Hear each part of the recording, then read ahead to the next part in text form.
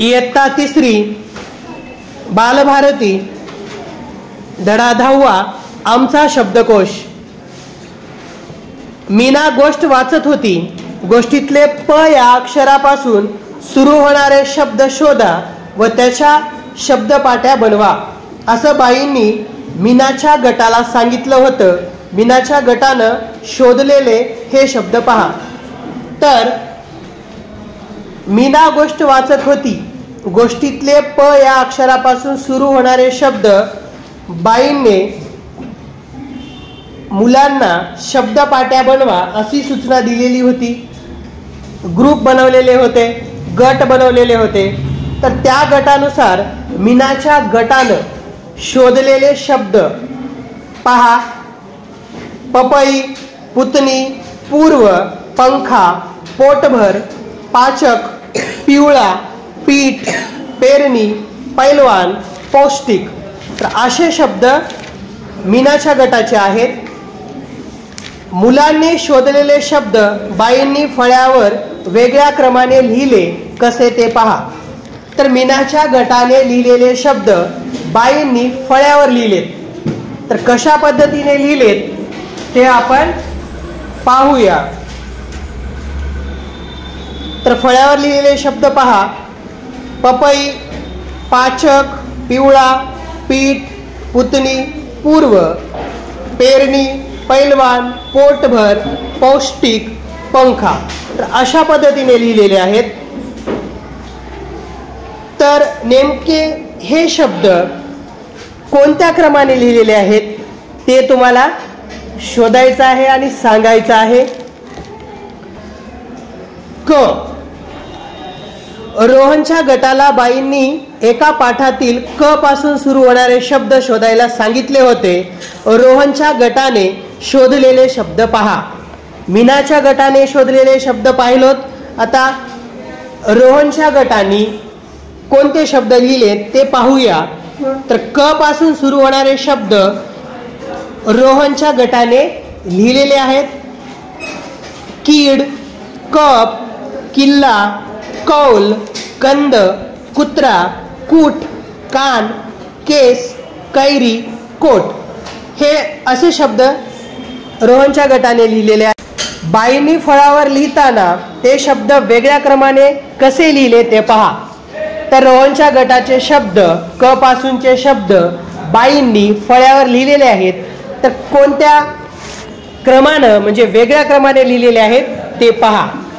तर सुरुवातीला कप, कान, किल्ला, कीड, कुत्रा, कूट, केस, कैरी, कौल, कोट, कंद असे शब्द लिहिलेले आहेत। रोहनने विचारले, बाई तुम्ही शब्दांचा क्रम कसा लावला? रोहनने बाईला विचारले, तुम्ही शब्दांचा क्रम कसा लावला? बाई म्हणाल्या, शब्द नीट ऐकले की त्यांचा क्रम लावता येतो। शब्द नीट ऐकले की त्यांचा क्रम आपल्याला लावता येतो। पण बाई मला नाही समजलं क्रम कसा लावायचा ते नेहा म्हणाली। नेहाला क्रम कसा लावायचा ते समजले नव्हते। बाई म्हणाल्या, त्यात काय अवघड आहे? मुळाक्षरांचा क्रम व मी लावलेला शब्दांचा क्रम पहा म्हणजे कळेल। मुळाक्षरांचा क्रम आणि मी लावलेला शब्दांचा क्रम पहा म्हणजे तुला समजेल असं बाई नेहाला म्हणाल्या।